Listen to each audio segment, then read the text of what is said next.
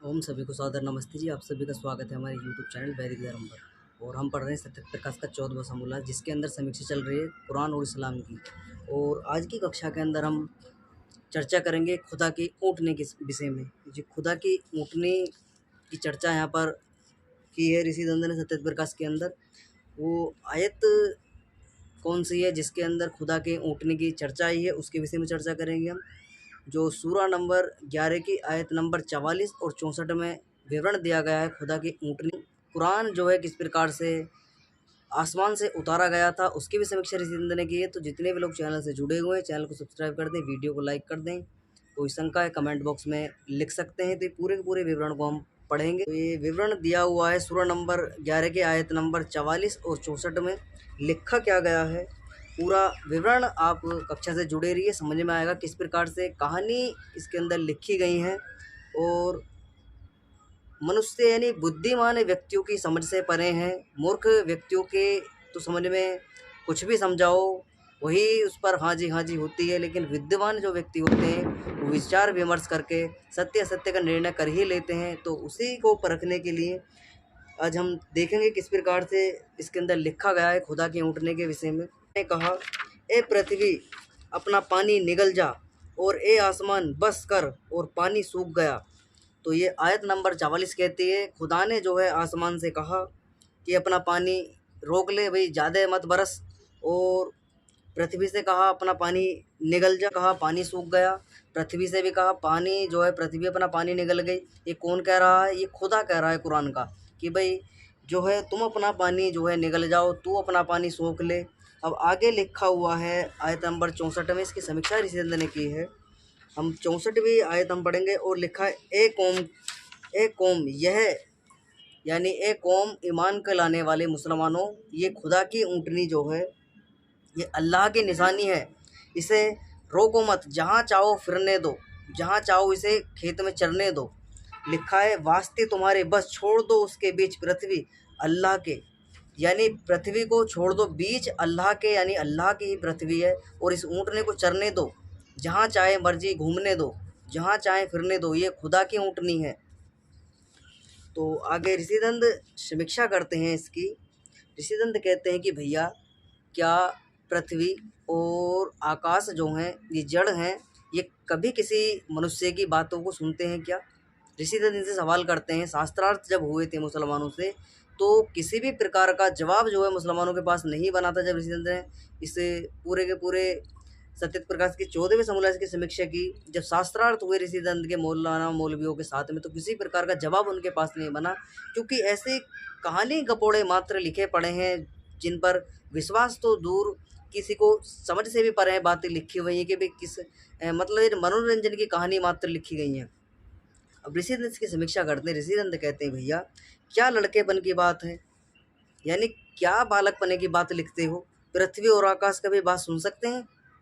यह वाजिबा खुदा की ऊँटनी भी है तो ऊँट भी होगा। ऋषिदंत कहते हैं अगर खुदा की ऊँटनी है तो भाई साहब खुदा का ऊँट भी होगा।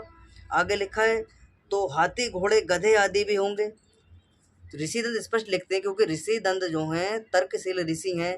किसी भी बात को जो है तर्क के आधार पर, कसौटी पर घिसकर उसको तोल कर देखते हैं कि पर कहाँ तक ये बातें सत्यता लिखी हुई हैं। ऋषिदंत कहते हैं, भैया जब खुदा की ऊँटनी है तो खुदा के ऊँट भी होंगे, हाथी घोड़े होंगे, गधे खच्चर आदि भी होंगे। वो लिखा है, और खुदा के ऊँटनी से खेत खिलाना क्या अच्छी बात है? ऋषिदंत कहते हैं कि खुदा के ऊँटनी से खेती, किसी के खेत में फसल बुई हुई है, किसी के में अनाज बुआ हुआ है, ऐसे ही किसी के खेत में जाकर घुसा दो और चराने लग जाओ। ऋषिदंत आगे लिखते हैं, क्या ये अच्छी बात है? क्या ऊँटनी पर खुदा जी चढ़ते भी थे? जो ऐसी बातें हैं तो नवाबी की इस गपड़ सपड़ का खुदा के घर में भी हुई होगी। ऋषिदंत कहते हैं ऐसी बातें जो है खुदा के घर में गपड़ सपड़ की चलती होंगी। खुदा की ऊँटनी भी है, खुदा ऊँटनी पर टहलते भी होंगे, हाथी घोड़े गधे खच्चर भी आदि पाल रखे होंगे। जो खुदा की ऊँटनी है तो ऊँट भी होगा। तो यहाँ से पूरे का पूरा विवरण देखने को मिलता है। ऋषिदंत कहते हैं ये सारी घसड़ पसड़ खुदा के घर में भी हुई होगी। जो ऐसी बातें खुदा की ऊँटनी, खुदा अपनी ऊँटनी को छोड़ता है चरने के लिए, किसी के भी खेत में जाओ, और मोमिन लोग कहते हैं कि भाई इसे टोकना मत, इसे रोकना मत, ये खुदा की ऊँटनी है, ये पहाड़ से निकाली है, खुदा ने और पहाड़ से निकाल कर दी है, और जो इसको छेड़ेगा उसको दोजक में भेज दिया जाएगा। उस पे लानतें पड़ेंगी और उस पर ज़्यादती होगी, क्योंकि ये खुदा की ऊँटनी है, इस पर किसी प्रकार की रोक टोक नहीं होगी, जहाँ चाहे फिरने दो। ऋषिदंत कहते भैया किसी के खेत में ऐसे नहीं चरने देना चाहिए, पशु को खाली स्थानों पर चुगने के लिए चरने के लिए छोड़ना चाहिए, जहाँ पर घास फूस उगी हुई हो। किसी की फसलों को बर्बाद नहीं करवाना चाहिए। लेकिन खुदा की ऊँटनी है, जहाँ चाहो जिसकी फसल चाहो रोंदो, जहाँ चाहो खवाओ। और खुदा भी जो है ऊँटनी पर घूमते होंगे, नवाब यानी मोहम्मद साहब भी ऊँटनी आदि पर घूमते होंगे। और आगे एक और आयत आई है जिसमें लिखा है, आयत नंबर सूरह नंबर 11 की आयत नंबर 107 108 में लिखा है, और सदैव रहने वाले बीच उसके, जब तक कि राहें आसमान और पृथ्वी, और जो लोग सुभागी हों बस बहिश्त के सदा रहने वाले हैं, जब तक रहें आसमान और पृथ्वी। अब ऋषिदंत ने समीक्षा करते हैं भैया। ऋषिदंत कहते हैं जब दोजख और बहिश्त में क़यामत के पश्चात सब लोग जाएंगे, फिर आसमान और पृथ्वी किसके लिए रहेंगे। यानी जब सब व्यक्ति बहिश्त में चले जाएंगे और आसमान और पृथ्वी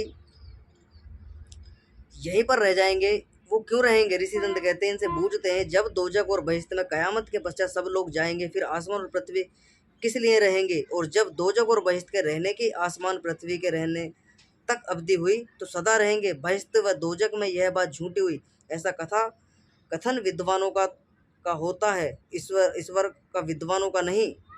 ऋषिदंत कहते हैं ऐसा कथन जो है अविद्वानों का होता है, विद्वानों को नहीं होता, न ईश्वर को होता है कि भाई सब दोजख में चले जाएं और सब कुछ जो है बहिश्त में चले जाएं और पृथ्वी और आकाश जो है ऐसे ही रह जाएं, कोई प्राणी रहेगा नहीं। तो इनका क्या प्रयोजन, जब क्योंकि पृथ्वी का निर्माण जो है परमपिता परमात्मा ने, वो जीवों की यानी आत्माओं की, जो जीव आत्माएँ हैं उनको सुख दुख के अनुभूति करने के लिए, उनको फलों को, अपने कर्मों के फलों को भोगने के लिए पृथ्वी का निर्माण परमपिता परमात्मा ने किया है। उस पर नाना प्रकार के पदार्थों का निर्माण किया है, नाना प्रकार की औषधियाँ, वनस्पतियाँ, अनाज आदि बनाए हैं। वो किसके लिए बनाए हैं, वो जीवात्माओं के लिए बनाए हैं, क्योंकि उन्होंने जीवात्मा जो है शरीर धारण करता है, अपना पालन पोषण करता है। तो ऐसे ही पृथ्वी जब जीव शून्य हो जाएगी तो इस पृथ्वी का क्या प्रयोजन रह जाएगा। और आकाश ना तो कभी बनता है ना कभी बिगड़ता है, और आकाश सर्वत्र है, ये सब जगह व्याप्त है। ऐसी परमपिता परमात्मा सब जगह व्याप्त है। परमपिता परमात्मा कहीं भी थोड़ा ज़्यादा, कहीं कम, कहीं उसकी सत्ता कहीं अधिक है, कहीं कम है, ऐसा नहीं है। सर्वत्र उसकी सत्ता है, सब जगह उसके नियम लागू हैं। कहीं भी कोई भी मनुष्य उसके नियमों से बच नहीं सकता है। जैसे जैसे कर्म जीवात्मा के द्वारा किए जाते हैं, वैसा वैसा फल जो है उसको भुगतना ही पड़ता है जीवात्मा को। अब ऋषिदंत कहते हैं भैया, क्योंकि दोजख जो है वो पृथ्वी पर है और बहिश्त जो है सातवें आसमान पर है। अगर बहिश्त और दोजख रहेंगे तो भाई साहब आसमान और पृथ्वी को भी मानना पड़ेगा, ये भी जो है सर्वत्र रहने वाले हैं। अगर तुम बहिश्त को मानते हो, दोजख को मानते हो कि भाई जो है सदैव रहने वाले बीच आसमान और पृथ्वी के, जब तुम कहते हो कि जो लोग हैं, क्योंकि जब ये कहते हैं मुसलमान कि भाई पृथ्वी पर जो है दोजख है और स्वर्ग जो है वो बहिश्त में यानी सातवें आसमान पर है, जन्नत वहीं पर है इनकी, तो भाई साहब ना तो आसमान कहीं जाएगा ना पृथ्वी कहीं जाने वाली है, क्योंकि इसमें स्पष्ट लिखा गया है। ऋषिदंत स्पष्ट इसका खंडन करते। ऋषिदंत कहते हैं जब दोजख और बहिश्त में क़यामत के पश्चात सब लोग जाएंगे, फिर आसमान और पृथ्वी किस लिए रहेंगे। और जब दोजख और बहिश्त के रहने की दोजख और बहिश्त के रहने की अवधि आसमान और पृथ्वी है, आसमान और पृथ्वी है, रहने की अवधि हुई तो सदा रहेंगे। बहिश्त व दोजख में यह बात झूठी हुई, ऐसा कथन अविद्वानों का होता है, ईश्वर का विद्वानों का नहीं। ऋषिदंत स्पष्ट करते हैं भाई जब तक तुम्हारा दोजख रहेगा, बहिश्त रहेगी, पृथ्वी भी रहेगा, आसमान भी रहेगा, ये कहीं नहीं जाने वाले, क्योंकि तुम्हारी सब काल्पनिक हैं, दोजख भी और तुम्हारा बहिश्त भी। क्योंकि ऐसा सातवें आसमान जैसा कोई भी बहिश्त आदि नहीं है जिसको ये मुसलमान लोग जो हैं मानते हैं, और जिसके कारण जो है काफिरों का गला रेता जाता है, जन्नत के ख्वाब देखे जाते हैं, हुरों के सपने देखे जाते हैं, और वहाँ पर नहरें मिलेंगी, शराब की, दूध की नदियाँ बहती मिलेंगी, और वहाँ पर किसी की मृत्यु नहीं होगी, यही जन्म हमारा आखिरी है। इस प्रकार के जो हैं मुसलमान लोग मानते हैं। जब तक जियो सुख में जियो, चाहे किसी का गला रेतना पड़े, चाहे कुछ भी करना पड़े, पर रहना सुख में ही है, क्योंकि यही जन्म हमारा आखिरी, उसके बाद तो सब जन्नत जाएंगे, बाकी सब लोग यही नरक में यानी बहिश्त यानी दोजक में कि जहन्नुम में आग में जलेंगे। बस मुसलमान लोग इस जन्नत में जाएंगे, स्वर्ग प्राप्त करेंगे, बाकी सब लोग मूर्ख हैं। वो चाहे कितने भी विद्वान हों, कितने भी अच्छे कार्य कर रहे हों, और मुसलमान चाहे कितने भी दुराचार व्यभिचार आदि कर रहे हो, दुनिया का गला रेत रहे हों, तब भी वो बहिश्त में जाएंगे। ऐसा खुदा पक्षपाती ऋषिदंत कहते हैं। ऐसा खुदा और ऐसे खुदा को मानने वाले पक्षपाती हैं, और ऐसी कुरान उनकी पक्षपात करने वाली है। जो आसमानी किताब है वो सबके साथ है। ऐसा भेदभाव उसके अंदर लिखा हुआ है कि भाई मुसलमान लोगों को ही मैं सहायता करूंगा, बाकी लोगों को सहायता नहीं करूंगा, बाकी लोगों के लिए गला रेतने के लिए आदेश मैं करूंगा। तो ऋषिदंत कहते हैं ऐसे खुदा से और ऐसे कुरान से, ऐसे पैगंबरों से हमको दूर रहना चाहिए, और ऐसे पैगंबर, ऐसे खुदा, ऐसे कुरान को हमसे दूर रहना चाहिए। तिलांजलि हमको दे देनी चाहिए, बिल्कुल बच के रहना चाहिए। तो किसी प्रकार का जो है विद्वानों का तर्क नहीं है, किसी अविद्वानों के द्वारा कुरान लिखा गया है, जो ऐसी ऐसी बातें गपड़ सपड़ के उसके अंदर भरी पड़ी हैं। आगे एक और आयत आई है जिसके अंदर लिखा है, आयत सूरा नंबर 13 के आयत नंबर 2, 3, 17 और 26 में लिखा है, अल्लाह वह है जिसने खड़ा किया आसमानों को। तो अल्लाह कौन है? अल्लाह वो है जिसने खड़ा किया है आसमानों को बिना खंबे के, देखते हो तुम उसको। तो अल्लाह वह है जिसने आसमानों को खड़ा किया है बिना खंबे के, देखते हो उसको। फिर ठहरा उस पर, ठहरा ऊपर अर्श के। तो अल्लाह कहाँ ठहरा हुआ है? अर्श यानी आकाश में ठहरा हुआ है। आज्ञा बरतने वाला किया सूरज और चांद को, और आज्ञा बरतने वाले जो हैं सूरज और चांद को कैसा बनाया? आज्ञा बरतने वाले, यानी आज्ञा मानेंगे वो सूरज चंदा जो हैं, सूरज और चंद्रमा जो हैं वो खुदा की आज्ञा को मानने वाले हैं। और वही है जिसने बिछाया पृथ्वी को, और वही है यानी खुदा, वही है खुदा जिसने पृथ्वी को बिछा दिया है। पृथ्वी को चटाई की तरह बिछा दिया है खुदा ने, क्योंकि चपटी ये मुसलमान लोग मानते हैं। और वैदिक सिद्धांत ये कहता है भूगोल, भूगोल चिल्ला चिल्ला के भूगोल भूगोल बताया जाता है, उससे भी लोग जो हैं समझ नहीं पाते कि भी क्यों भूगोल भूगोल किया जाता है। इसलिए कहा जाता है कि पृथ्वी जो है ये यानी ये भूमंडल जो पृथ्वी है ये गोल है, इसलिए इसको भूगोल कहा जाता है। इनकी समझ में नहीं आती, क्योंकि कुरान के अंदर ना तो विज्ञान है, ना ज्ञान है, ना तथ्य है, ना लॉजिक है, कुछ भी नहीं है। बिना सैर पर बुद्धि की बातें लिखी हुई हैं, और अविद्वानों के द्वारा लिखी गई, मूर्ख व्यक्तियों के द्वारा लिखी गई हैं। किसी विद्वान के द्वारा, व्यक्ति के द्वारा बातें लिखी जाती तो ऐसे गपड़ सपड़ अनाधुंध बातें नहीं लिखी होती, और पक्षपात की बातें नहीं लिखी होती। सब मनुष्य के लिए हितकर बातें उसके अंदर लिखी हुई होनी चाहिए थी। ऋषिदंत कहते हैं कि किसी अनाड़ी व्यक्ति के द्वारा कुरान लिखी गई है, और अपने मतलब को सिद्ध करने के लिए लिखी गई है। आगे लिखा है, उतारा आसमान से पानी, बस बस बहे नाले सात अंदाजे अपने के। अल्लाह खोलता है भोजन के वास्ते, जिसको चाहे भोजन देता है, जिसको चाहे भोजन नहीं देता है, जिसको चाहे तंग करता है। और भोजन जो है अल्लाह जिसको चाहता है उसको भोजन देता है, जिसको नहीं चाहता उसको भोजन नहीं देता, और जिसको भोजन नहीं देता उसको तंग करता है। ऐसा आयत नंबर 2, 3, 17 और 26 कहती है सूरा नंबर 13 की। सूरा दोबारा पढ़कर सुना देता हूँ, सूरा नंबर 13 की आयत नंबर 13, आयत नंबर 2, 3, 17 और 26 कहती है कि पूरे के पूरे विवरण को कि भाई अल्लाह वही है जिसने आसमानों को बिना खंबे के खड़ा किया हुआ है, और ऊपर अर्श पर यानी आसमान पर ठहरा हुआ है। और आगे लिखा है कि सूर्य चंद्रमा भी जो हैं खुदा की बातों को मानते हैं, और बिछाया पृथ्वी को जो है ऐसा बिछा दिया जैसे भाई साहब चटाई बिछा देते हैं, ऐसे खुदा जो है पृथ्वी को बिछा देता है। और पानी आसमान से, और आसमान से पानी ऐसे बरसवाया जैसे नाले बहते हैं, और नाले अंदाज में बहते हैं अपने के। अल्लाह खोलता है भोजन के, तिजारत खोल देता है भोजन के, भोजनालय खोल देता है वास्ते किसके? जो ईमान लाने वाले हैं। और जो ईमान नहीं लाने वाले हैं उनके लिए दोजख है, उनके लिए जहन्नुम है, उनको भोजन नहीं मिलेगा, उनको जो है डराया जाएगा, धमकाया जाएगा, उनके गले रेते जाएंगे, तंग किया जाएगा खुदा के द्वारा। ऐसे कुरान की आयत कहती हैं, ऋषिदंत नहीं कहते, हम नहीं कहते, ना आर्य समाज कहता है, ये कुरान की आयतें कहती हैं। अब ऋषिदंत की समीक्षा करते हैं। ऋषिदंत कहते हैं मुसलमानों को खुदा ना तो पदार्थ विद्या जानता था, ना भूगोल विद्या जानता था, अन्यथा जानता होता तो ऐसी बातें कभी नहीं लिखता। आगे लिखते ऋषिदंत सरस्वती कि भाई जो जानता होता तो गुरुत्व ना होने से आसमान को खंबे लगाने की कथा कहानी कुछ भी ना लिखता। तो ऋषिदंत कहते क्योंकि आकाश भाई साहब गुरुत्वाकर्षण नहीं है, गुरुत्वाकर्षण के कारण जब उसमें गुरुत्वाकर्षण नहीं है, आकाश सर्वत्र है, आकाश को ये ठोस मानते हैं और सातवां आसमान मानते हैं।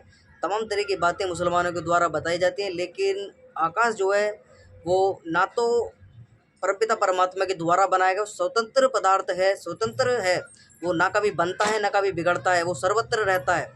और आकाश के बिना कोई भी चीज़ जो है ठहर नहीं सकती, ना गमन कर सकती है, ना आयात निर्यात हो सकता है, यानी कि इधर उधर कोई भी व्यक्ति जो है व्यवहार अपना नहीं कर सकता है। आकाश का होना 5 पदार्थों में सर्वत्र है। तो ऋषि दंत कहते हैं कि भाई गुरुत्वाकर्षण जो भारी चीज़ें होती हैं, जैसे हम मकान बनाते हैं, बिल्डिंग बनाते हैं, तो उसके लिए हमें खंभे लगाने पड़ते हैं, पिलर लगाने पड़ते हैं, क्योंकि उसमें गुरुत्वाकर्षण, उसमें ठोसपन है, इसलिए। और जो आकाश है वो सर्वत्र है, वो सर्वव्यापक है, ऐसे ही सब जगह व्याप्त रहता है। उसको ना किसी खंभे की ज़रूरत है और ना किसी सहायता की ज़रूरत है, वो सर्वत्र है। उसी के अंदर पृथ्वी भी है, सूर्य भी है, चंद्रमा भी है, नक्षत्र, तारे, ग्रहमंडल सब उसी के अंदर गतिमान है। आकाश सर्वत्र है, बिगर आकाश के कोई भी ना तो सूर्य गतिमान हो सकता है, ना पृथ्वी, कोई भी जो ठोस पदार्थ है वो गतिमान नहीं हो सकते, क्योंकि गति करने के लिए निर्वात यानी खाली स्थान होना आवश्यक है। इसलिए ऋषि दंत कहते हैं कि जो आसमान है यानी आकाश में गुरुत्वाकर्षण नहीं है, उसमें ठोसपन नहीं है, वो जो है खंबे लगाने की आवश्यकता नहीं है, वो सर्वत्र है। उसी के अंदर वायुयान उड़ते हैं, हम जो हैं गमन करते हैं, इधर उधर जाते हैं, ट्रैफिक चलता है, एक स्थान से दूसरे स्थान जाते हैं, आचार व्यवहार करते हैं, पौधे, वृक्ष, वनस्पतियाँ, जीव जंतु सभी अपना जीवन यापन कहाँ कर रहे हैं? वो आकाश के अंदर अपना जीवन यापन कर रहे हैं। पृथ्वी पर आकाश के अंदर जो है जीवन यापन हो रहा है हमारा। आकाश ना ही हो तो अवरोध पैदा हो जाएगा, हम जो है ना तो गति कर सकते हैं, ना कहीं इधर उधर जा सकते हैं, ना भोजन का खान पान कर सकते हैं, ना हमारा शरीर का ही निर्माण हो सकता है, क्योंकि 5 पदार्थों के बिना कोई भी ठोस वस्तु नहीं बनती है। अग्नि, जल, वायु, पृथ्वी और आकाश, इनके संयोज से ही सारी की सारी ठोस पदार्थ यानी ठोस कण बनता है। और ठोस कण बनने के कारण उससे कुछ ना कुछ परिवर्तन हम करते हैं। मिट्टी से हम बर्तन आदि बना लेते हैं, और वृक्ष से कोई फर्नीचर आदि बना लेते हैं। तो सारे के सारे जो ये पदार्थ हैं, ये 5 पदार्थों से मिलकर जो है बनते हैं, उनका संयोग होता है, वस्तुएं बनती हैं। ऋषि दंत कहते हैं आकाश के अंदर गुरुत्वाकर्षण नहीं है। आगे लिखा है, ऋषि दंत कहते हैं ये कहानी जो है आसमान खंबे लगाने की कथा कहानी ऐसी नहीं लिखता अगर पदार्थ विद्या को जानता। गुरुत्वाकर्षण नहीं है। यदि खुदा अर्श रूप एक स्थान में रहता है, तो ऋषि दंत कहते हैं अगर खुदा जो है अर्श रूप एक स्थान में रहता है तो वह सर्वशक्तिमान और सर्वव्यापक नहीं हो सकता है। और जो खुदा मेघ विद्या जानता तो आकाश से पानी उतारा, लिखा पुनः क्यों ना लिखा कि पृथ्वी से पानी ऊपर चढ़ाया। इससे निश्चय हुआ कि कुरान का बनाने वाला मेघ विद्या को भी नहीं जानता था, न पदार्थ विद्या को जानता था। और जो बिना अच्छे बुरे कर्मों के सुख दुख देता है तो पक्षपाती, अन्यायकारी, निरक्षर भट्ट है। तो ऋषि दंत कहते हैं ऐसा खुदा ना तो पदार्थ विद्या जानता है, ना मेघ विद्या जानता है कि बादल किस प्रकार से बनते हैं, बरसात किस प्रकार से होती है, बाष्प बनकर जल जो है उड़ता है, आकाश में जाता है, और क्लाउड बनते हैं, बादल बनते हैं, उसमें बादल के इसमें जो है पानी एकत्रित होता है, वो ठंडा होकर बरसना प्रारंभ हो जाता है। ये पूरी की पूरी मेघ विद्या जो है खुदा नहीं जानते थे। अगर जानते होते तो वो पानी जो है पृथ्वी पर और आकाश से उतारने की बातें नहीं करते कि भी उतार दिया।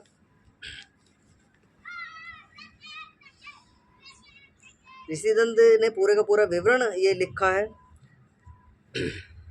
7वें आसमान पे इनका पैगंबर यानी खुदा इनके रहते हैं, अल्लाह इनका रहते हैं। और अल्लाह जो हैं 8 फरिश्तों के साथ अपने सिंहासन को लेकर चलते हैं, और जहाँ भी जाना होता है 8 फरिश्ते जो हैं सिंहासन को लेकर इधर उधर चलते हैं अल्लाह के। आगे एक और आयत आई जिसके अंदर लिखा है, सूरा नंबर 13 की आयत नंबर 27 में लिखा है, क्या निश्चय अल्लाह गुमराह करता है। सूरा नंबर 13 की आयत नंबर 27 में कहा गया है, कह निश्चय अल्लाह गुमराह करता है जिसको चाहता है और मार्ग दिखलाता है, तर्क अपनी उस मनुष्य को रजू करता है। तो 13वें सूरा नंबर 13 की आयत नंबर 27 कहती है, निश्चय अल्लाह जो है गुमराह करता है जिसको चाहता है, मार्ग दिखलाता है। अल्लाह जो है निश्चय सबको गुमराह करता है, जिसको चाहता है मार्ग दिखलाता है।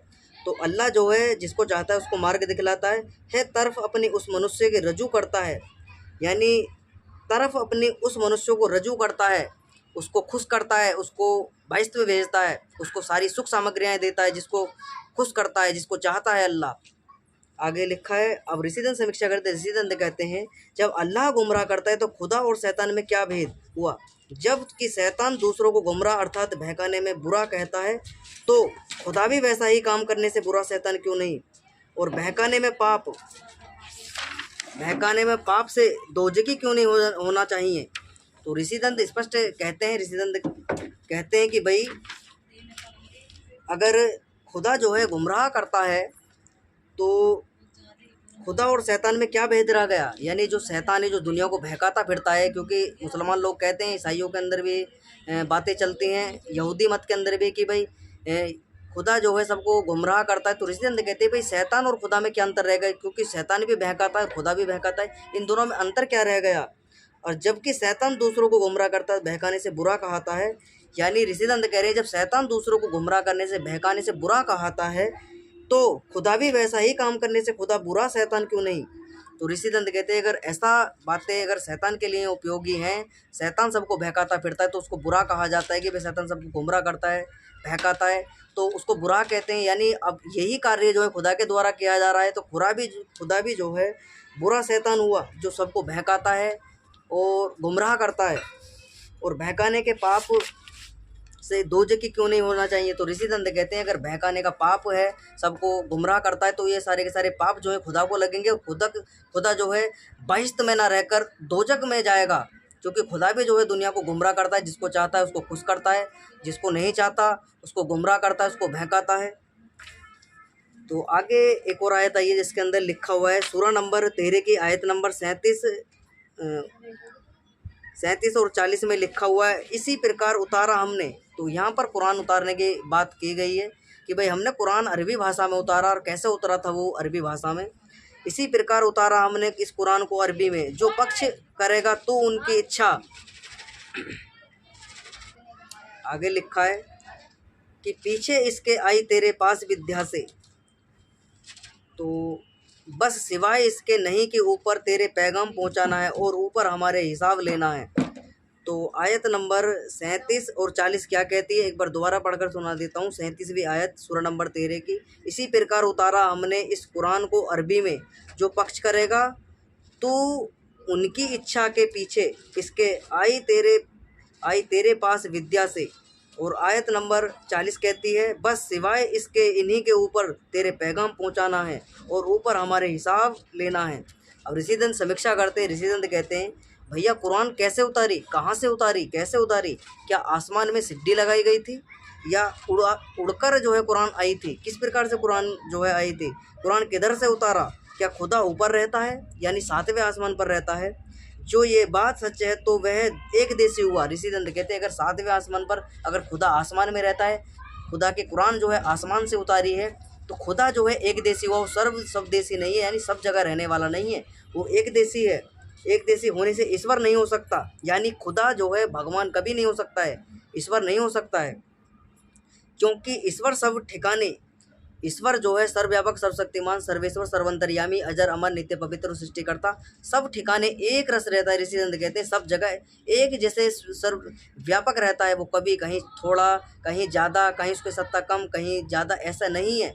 ईश्वर सब जगह व्याप्त रहता है, उसका बल जो है, उसको सामर्थ्य सब जगह बराबर है, शक्तियाँ सब जगह बराबर हैं ईश्वर की, कहीं भी जो है कम छोटा बड़ा उसका ऐसा नहीं है कि भाई ऐसा जो खुदा जो के विषय में यहाँ पर लिखा हुआ है। और ईश्वर जो है कभी ऐसे कार्य नहीं करता कि भी उसकी सत्ता कम है, कहीं ज़्यादा है, कहीं ईश्वर है कहीं नहीं है, ऐसा नहीं है। जैसे सर्वव्यापक आकाश सब जगह सर्वत्र है, ऐसे ही परमपिता परमात्मा सब जगह व्यापक है, वो भी सब जगह रहता है। आगे लिखा है पैगाम पहुँचाना हलकारे का काम है। हलकारा कहते हैं जो एक बात को दूसरी जगह पहुंचाता है, जिसको डाक या आदि भी कहते हैं या गुप्तचर आदि भी कहते हैं, जो बातों को पहुंचाने वाला होता है, उसके लिखा है हलकारा का काम है। और हलकारे की आवश्यकता उसी को होती है जो मनुष्यवत एक देशी हो। ऋषिदंत कहते हैं हलकारे की यानी दूसरे व्यक्ति की सहायता, कोई मेरी बात को यहाँ से वहाँ पहुँचा दे, मेरे कार्यों को यहाँ से वहाँ कर दे, वहाँ से यहाँ ले आए मेरी कोई वस्तु को। तो ऋषिदंत कहते हैं हलकारे की आवश्यकता उसी को होती है जो मनुष्यवत एक देशी हो, और हिसाब लेना देना भी मनुष्य का काम है, ईश्वर का नहीं, क्योंकि वह सर्वज्ञ है। ये निश्चय होता है कि किसी अल्पज्ञ मनुष्य का बनाया हुआ कुरान है, किसी विद्वान व्यक्ति के द्वारा कुरान नहीं बनाया गया है। हलकार दास, नौकर आदि, डाकिया आदि की आवश्यकता उसी व्यक्ति को पड़ती है जो एक देशी हो, जिसके कार्य बहुत दूर तक फैले हुए हैं। कोई बात जो है दूसरे व्यक्ति तक पहुंचानी है, दूसरे की बात अपने पास लेकर आनी है, माल यहाँ से वहाँ पहुँचाना है, व्यापार आदि करना है, वो सारी की सारी बातें सहायता की जो आवश्यकता पड़ती है मनुष्य को पड़ती है। परमपिता परमात्मा किसी की सहायता नहीं लेता है, किसी मनुष्य की सहायता नहीं लेता है।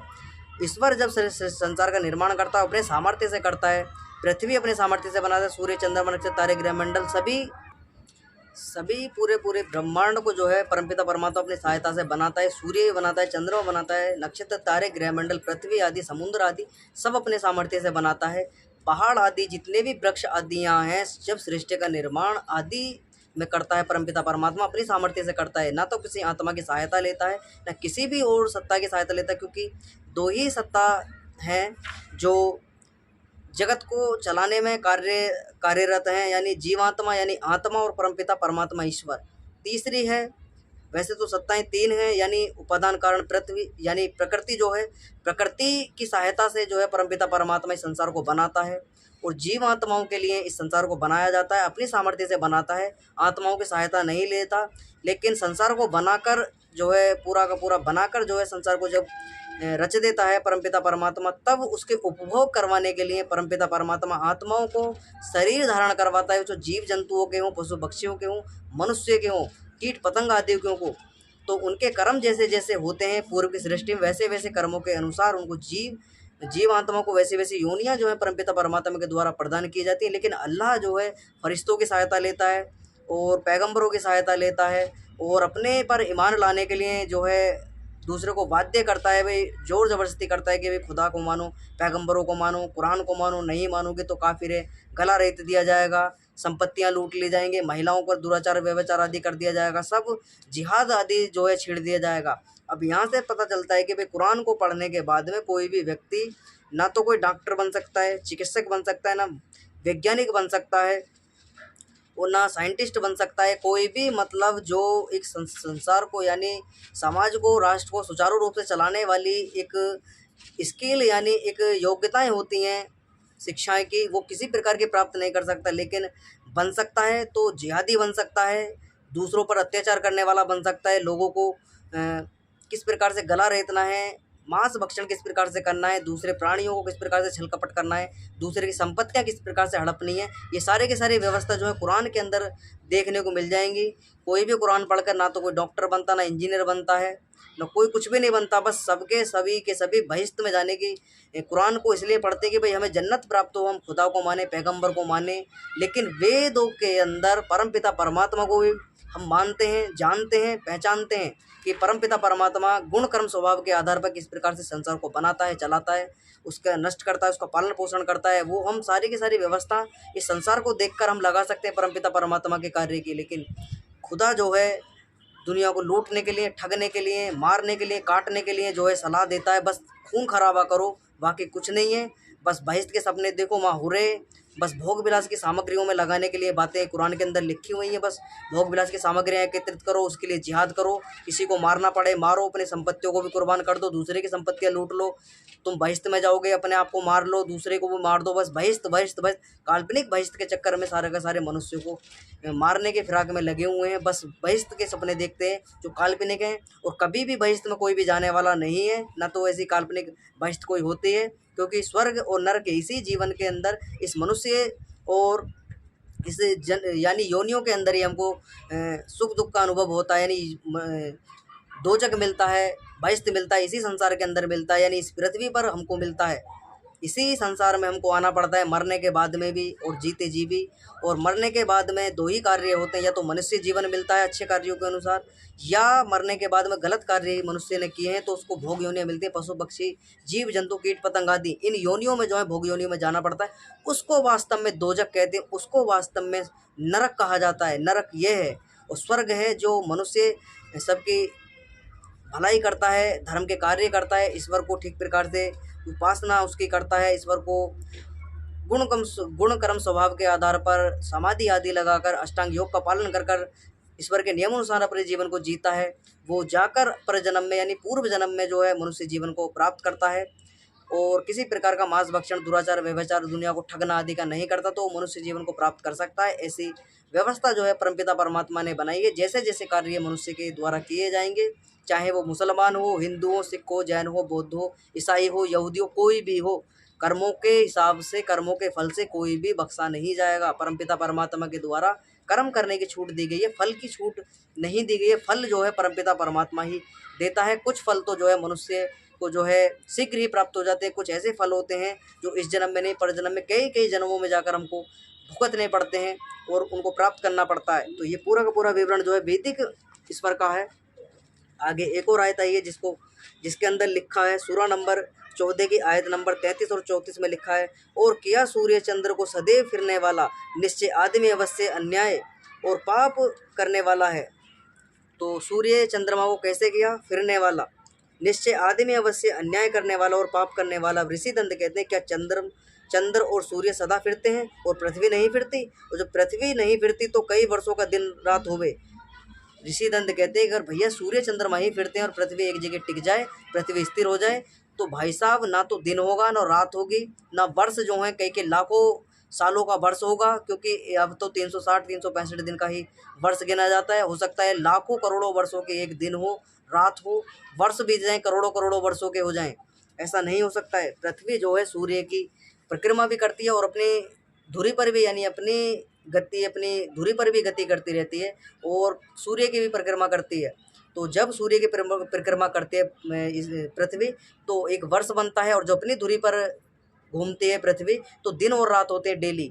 तो ये भूगोल विद्या को, पदार्थ विद्या को नहीं जानते थे, इसलिए ऐसी बातें जो हैं इनके द्वारा लिखी गई हैं। ऋषि दंत कहते हैं, अगर पदार्थ विद्या को जानते, विज्ञान को पढ़े हुए होते, पदार्थ विद्या को जानते, भूगोल विद्या को जानते, गणित विद्या को जानते, खगोल विद्या को जानते, तो ऐसी बातें जो हैं खुदा के मानने वाले लोगों के द्वारा नहीं लिखे जाती और ना ऐसे व्यक्तियों के द्वारा लिखे जाती जो कुरान को अपना धर्म ग्रंथ मानते हैं। आगे लिखा है, और जो मनुष्य निश्चय अन्याय और पाप करने वाला है तो कुरान में शिक्षा करना व्यर्थ है। ऋषि दंत कहते हैं, अगर मनुष्य जो है पाप करने वाला है, अन्याय करने वाला है, तो कुरान से शिक्षा करना व्यर्थ है, क्योंकि जिनका स्वभाव पाप ही करना है तो उनमें पुण्य आत्मा कभी ना होगी। ऋषि दंत कहते हैं, जिनका स्वभाव ही व्यक्तियों का जो है पाप करना, दुराचार, व्यभिचार आदि करना और ऐसे कार्य करने का है, तो उनमें कभी भी पुण्य आत्मा कभी नहीं होगी। वो सभी के सभी दूषित आत्मा होगी, क्योंकि जो पाप करता है, दुराचार, व्यभिचार आदि करता है, गला रेतने की बातें करता है, ऐसा कितनी भी शिक्षा तुम कुरान की दे लो, वो उस पर वही असर उसका होगा जो उसकी प्रवृत्ति है।